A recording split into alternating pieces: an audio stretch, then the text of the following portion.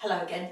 I'm going to make an apple cake, and it's a little bit like an enriched scone base, and it has stewed apple on the top. It's quite nice, I think you'll like it. So let's make a start with cooking this apple. Now we're going to need about 200 grams of stewed apple, and that's probably going to be 2 smallish Bramley apples or 1 really big one if you've got one of those. Bramleys are good because when you cook them they just collapse and create stewed apple without having to do much work to them. They're very, very sharp. They're not an eating apple, they're a cooking apple.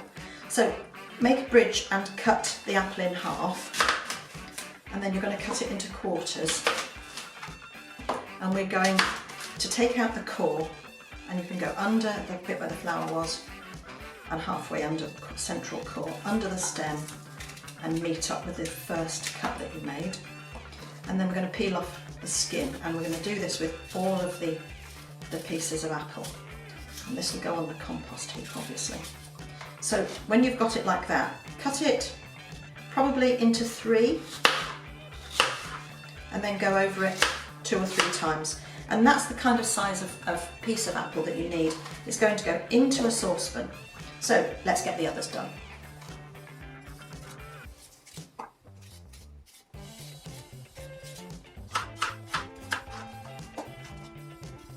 There we are. This is our last one. Now it's said that the Bramley apple originates from Nottingham, from the little sort of hamlet or village just outside that's called Southall, where the Minster is. And the lady who worked in the kitchen planted an apple pip, and all the Bramleys that we get now have originated from that one apple pip that she planted. So we've got our chunks of apple. What we do is put in a little bit of water, not much at all, because they become very wet as they cook. Little splash just to stop it from burning. We're going to put the lid on, and that's going to go over to the cooker. I'm going to get it to boil and then turn it down and simmer, and within 2 or 3 minutes you'll have got stewed apple. So I'm going to put this onto a high heat to start with, and once the water boils and we start to get steam, the apple will just disintegrate.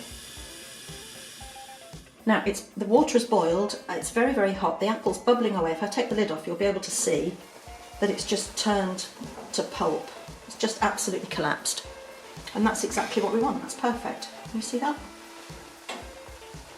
Right, so the next thing to do is to put some sugar in there because it's very, very sour. Now, it's very sour, so you will need to add a lot of sugar, but don't be alarmed. So I'm going to put in, I don't know, let's see, probably 2 almost full tablespoons, and this is just regular granulated sugar. I'm going to give it a stir, and you can see how it's just really, really turned to kind of mush, really, which is what stewed apple is. I'm going to taste it. Now, if it's not sweet enough, I shall add some more sugar. I'm not going to eat all of this, so I'm not bothered about the fact there's a lot of sugar in here. This will be shared between about 8 or so pieces of cake. Very hot. Oh, that's fabulous. Right, so we'll take that over to the worktop and we'll get the base made. But while I'm here, I'll put the oven on to gas mark 6. 200 Celsius, 180 fan, 400 Fahrenheit. Now the tin for this is a 7 or 8 inch sandwich tin, and mine has got a loose base, and I've also put a little piece of non-stick papery stuff in there to just make it easier to get it out. I've got 150 grams of self-raising flour, and I've got 50 grams of margarine, and I'm going to rub the 2 together with my fingertips. So you can see why this is a bit like a scone, really. Lift it, press the flour into the margarine, let it fall back in, and then lift up in a different place. You're aiming to get something that looks like creamy coloured breadcrumbs. There we are. You can see it's become a little bit creamier in colour. It's sort of coarse breadcrumbs. The next thing we're going to do is put some sugar in. Now we're going to put in 25 grams. The recipe says 50, so it's half of the 50 grams goes in now. So you can guess that. Right, that's that. Give that a bit of a whiz round. And if there are any big lumps, just pull them out and squash them and drop them back in again. Right, so next we put in an egg. Now it's always a good idea to break it into a different container. Look out for shell. So In it goes. Oh, look, I've dropped a bit. So use the shell itself to just catch hold of that bit and get it out. There we are, get rid of that. And to my egg, I'm going to add a teaspoon of vanilla extract, which is different from essence. Extract has got a much better flavour. That goes in there. Put the lid on in case you knock it over. And then beat the two together.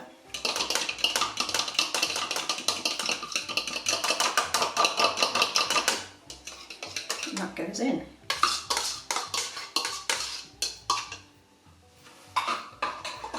Now what we want to do is get most of this to stick together, but we need some bits left in the bottom of the bowl. So we're aiming for a lump of dough and some spare bits that haven't stuck to it, and that becomes the topping. So round and round until it stops looking quite so shiny and wet, and then you can put your hand in and just do a little bit of kneading. And we'll try and get most of that mixed in and leave some behind. So gather it up.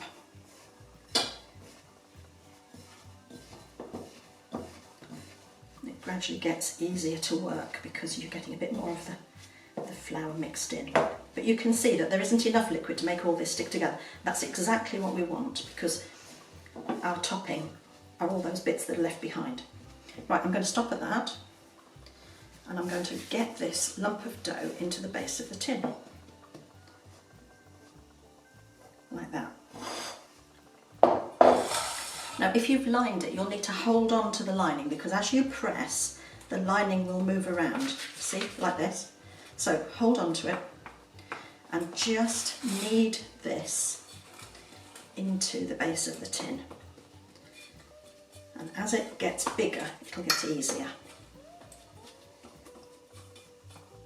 If it is sticky, you can always dip your fingers into the floury bits, so it's not going to move around quite so much.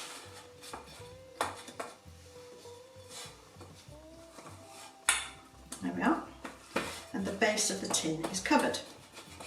Right, now, next thing is the apple. Don't let it touch the side of the tin because it will burn on and it will stick your cake to the tin. So put it in the middle, and it is still hot, that's absolutely fine. You can see it's steaming. And just start to use the back of your spoon to spread it out towards the edges of the tin, but try not to actually touch the tin.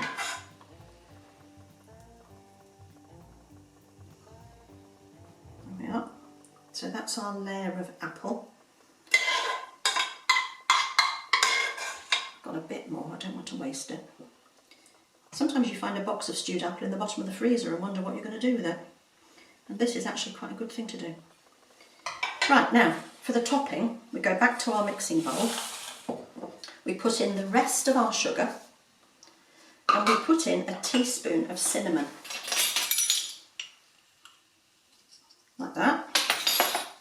Give it a mix.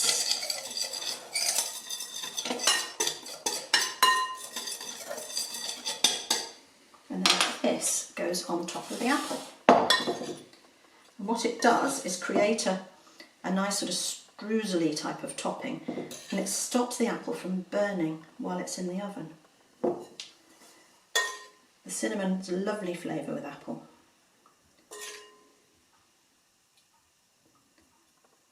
And the powdery ingredients absorb moisture from the apple so it's not as sticky when it's cooked. Right, that's ready to go in. It's going to cook for about half an hour. So, into the oven, just sort of slightly above the centre, half an hour, and you want the edges that are not covered with apple to be a little bit brown and crispy, and that's when you know it's done. There, here we go. So, half an hour's up, here it comes. Look at that. Now, I don't know if you can see this, but it's quite crispy at the edges and brown in the centre. Can you see that?